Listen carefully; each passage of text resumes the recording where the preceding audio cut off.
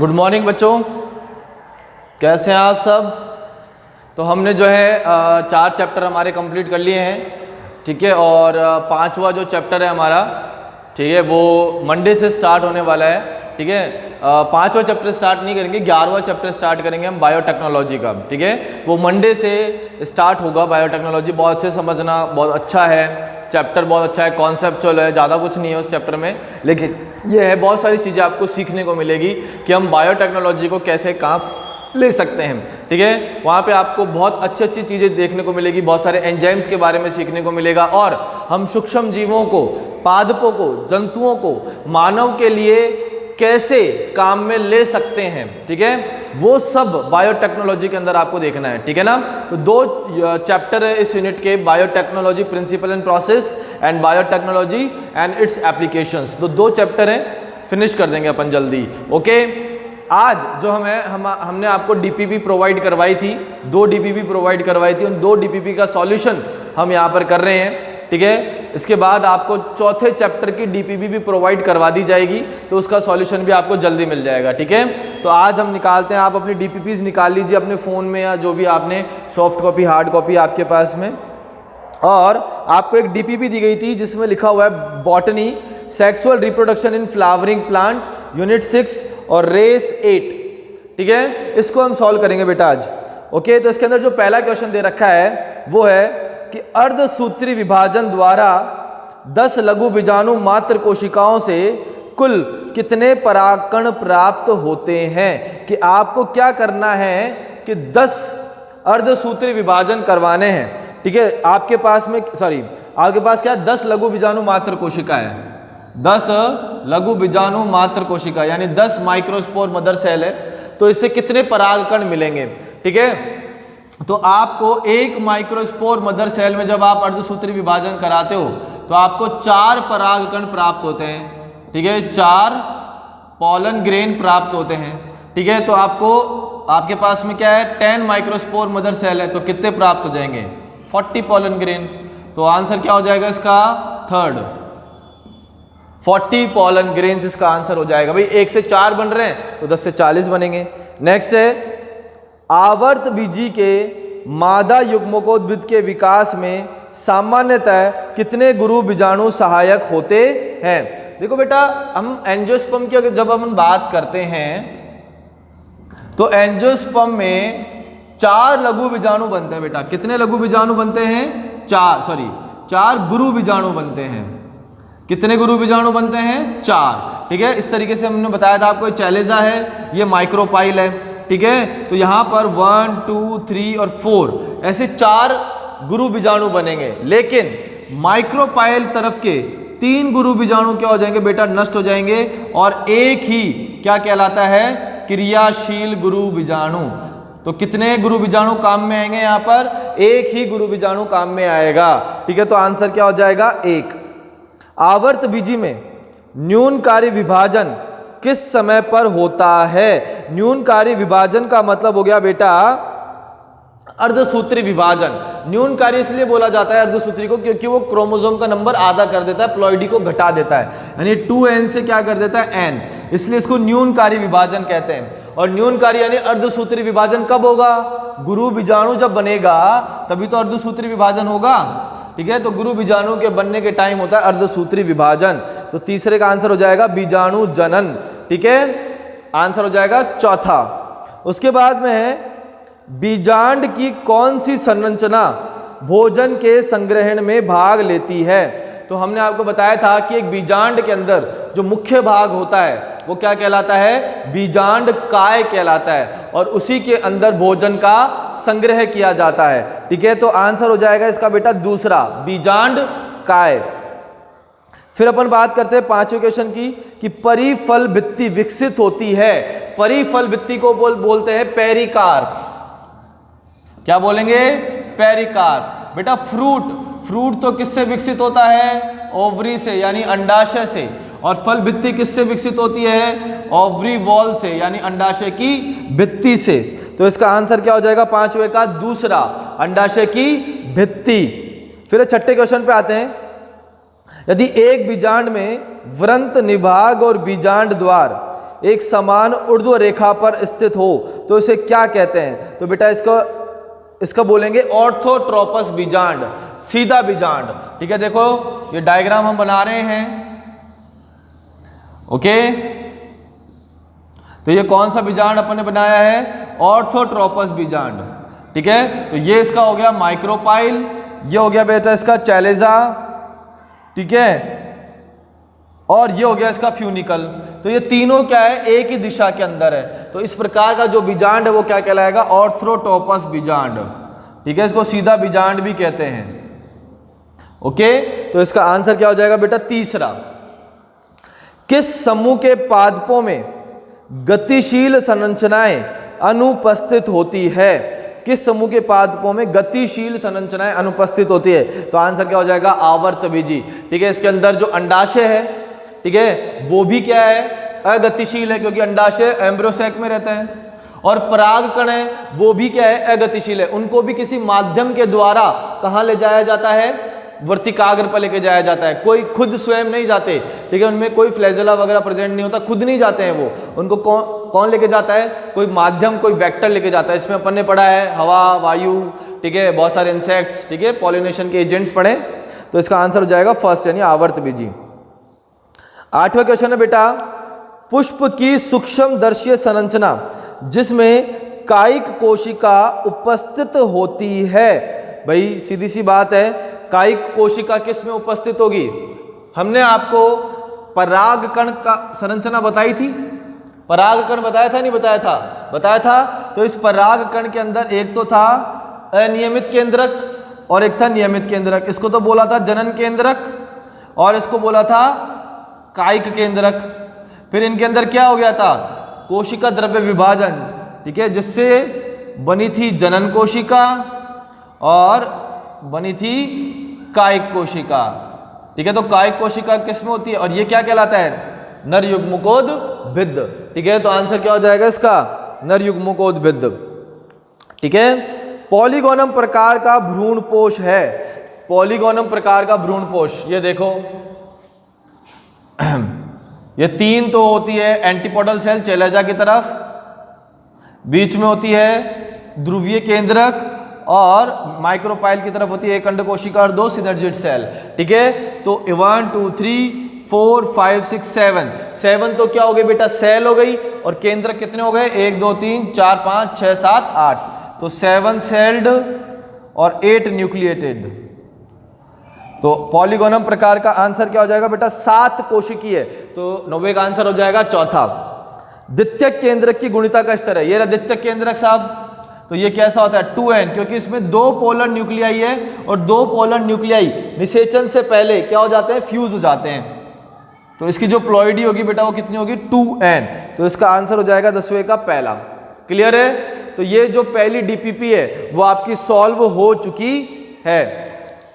पहली डीपीपी क्या हो गई? सॉल्व हो गई। ठीक है, अब जो है हम दूसरी डीपीपी सॉल्व करने वाले हैं।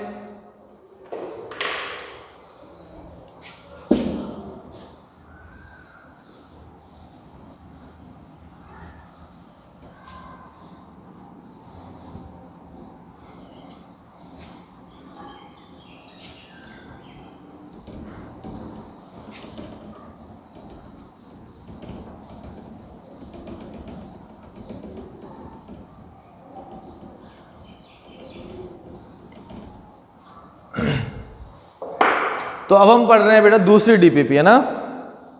तो आप निकाल लीजिए। रेस नंबर 9 है और sexual reproduction in flowering plant, यानी दूसरे चैप्टर की डीपीपी सॉल्व कर रहे हैं। और इसके अंदर 10 क्वेश्चन दे रखे हैं बेटा, अभी करते हैं इसको। निषेचन की प्रक्रिया में युग्मक संलयन का अर्थ है। ठीक है, निषेचन की प्रक्रिया में युग्मक संलयन का अर्थ क्या होता है? बीजाणुओं के कोशिका द्रव्य का संलयन, अर्धसूत्री विभाजन में विलंब, समसूत्री विभाजन में विलंब और युग्मकों का संलयन। बेटा निषेचन क्या होता है? पहले तो ये देखो, निषेचन में क्या होता है बेटा कि नर युग्मक किसके साथ संयोजित होते हैं? मादा युग्मकों के साथ संयोजित होते हैं। ठीक है, और क्या बना लेते हैं, युग्मनज बना लेते हैं। ठीक है, अब यहां पर केंद्रकों का भी संयोजन होता है, यहां पर कोशिका द्रव्यों का भी क्या होता है, संयोजन होता है, और यहां पर इन दोनों के गुणसूत्रों का भी क्या होता है, संयोजन होता है। ठीक है, यहां पर कैरियोकाइनेसिस भी होता है, साइटोकाइनेसिस भी होता है, और एम्फीमिक्सिस भी होता है। ठीक है, तो ये 3 प्रक्रियाएं चलती है यहां पर। ठीक है, तो इसका जो आंसर है वो क्या हो जाएगा कि युग्मकों का संलयन, क्योंकि बीजाणु के कोशिका द्रव्य का संलयन नहीं, उसके साथ तो केंद्रकों का भी तो संलयन होगा। ठीक है, तो वो तो ऑप्शन में दिया ही नहीं है, तो इसका आंसर क्या हो जाएगा बेटा, चौथा, युग्मकों का संलयन।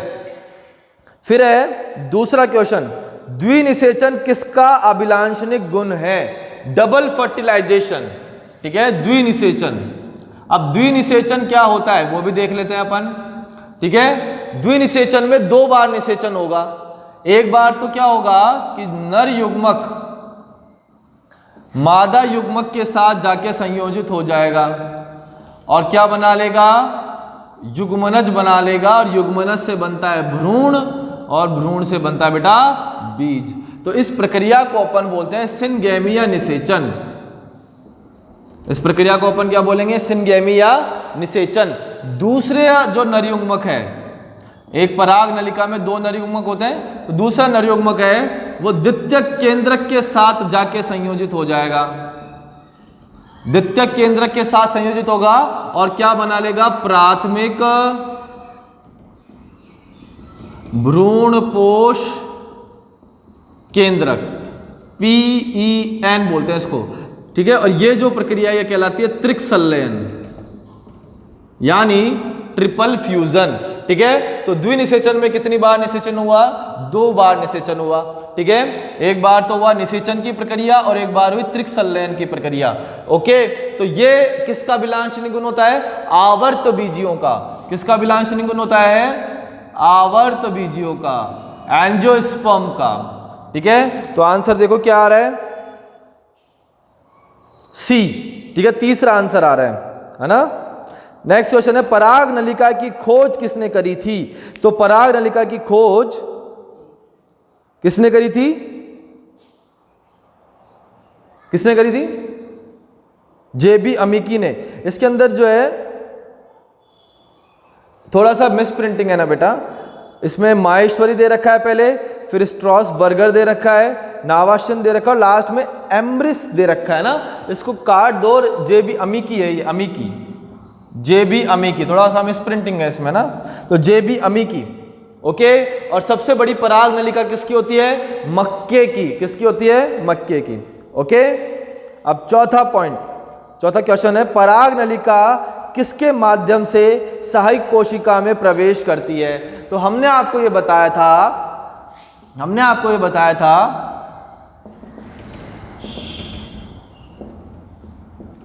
ठीक है, कि सहायक कोशिका में, ये सहायक कोशिका है सिनर्जिड सेल, सहायक कोशिका में अंगुली के समान विशेष प्रकार के प्रवर्ध पाए जाते हैं जिनको बोलते हैं फिलीफॉर्म एपरेटस।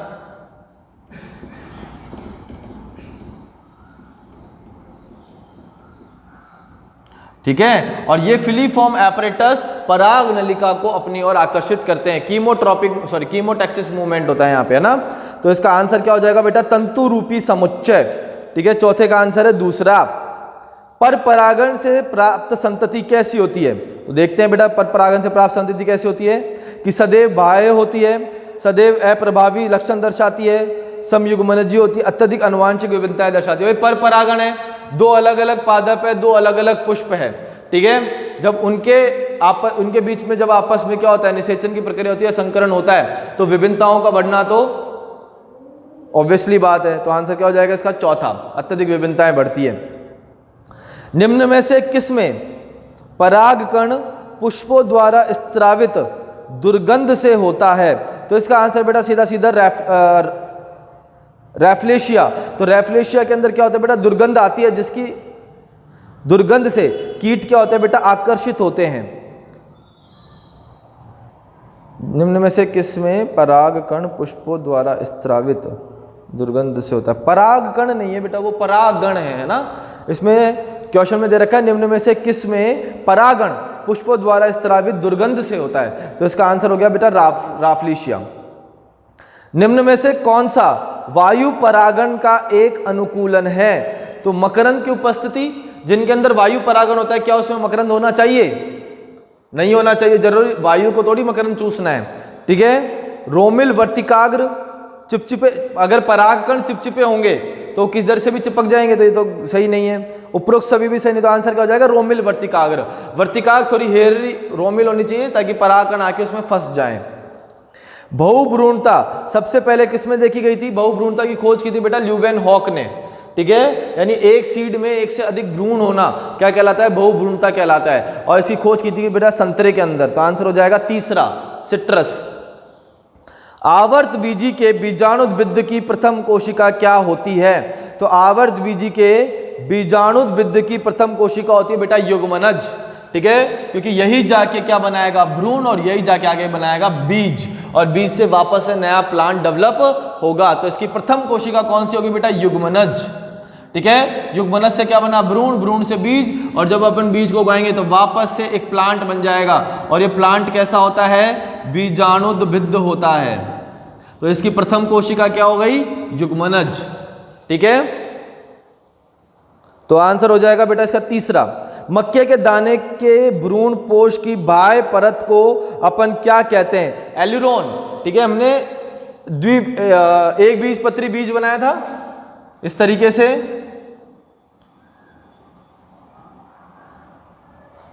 ऐसे, और एक लेयर बनाई थी ये वाली, इस लेयर को अपन ने बोला था एल्यूरोन, ठीक है। तो एक बीजपत्री के अंदर बाह्य परत क्या कहलाती है? भ्रूणपोष की एल्यूरोन कहलाती है, ठीक है। तो ये हमारी बेटा 2 डीपीपीज जो आपको दी गई थी वो सॉल्व हो चुकी है, ठीक है। तो इस तरीके से आपके जो सेकंड चैप्टर है वो भी कंप्लीट कर दिया है हम लोगों ने डीपीपी से। थर्ड चैप्टर की डीपीपी हमने दे ही दिया आपको, फर्स्ट चैप्टर की भी दे ही दी है, ठीक है। फोर्थ चैप्टर की डीपीपी आपको जल्दी मिल जाएगी, 10 से 15-20 क्वेश्चंस आपको मिलेंगे, उसका भी सॉल्यूशन हम कर देंगे, 15-20 मिनट लगेगा, ठीक है। उसका भी हम सॉल्यूशन आपको दे देंगे, ठीक है। तो आपको वो सॉल्यूशन वेनसडे तक मिल जाएगा बेटा, और आज आपको क्या मिल जाएगी? डीपीपी मिल जाएगी उसकी, ठीक है। तो वेनसडे तक वो सॉल्यूशन भी हो जाएंगे आपके, ओके। तो आप उसको करो, थैंक यू सो मच। और अपन नए चैप्टर के साथ मिलते हैं 5 तारीख को, बायोटेक्नोलॉजी, ओके। Bye bye.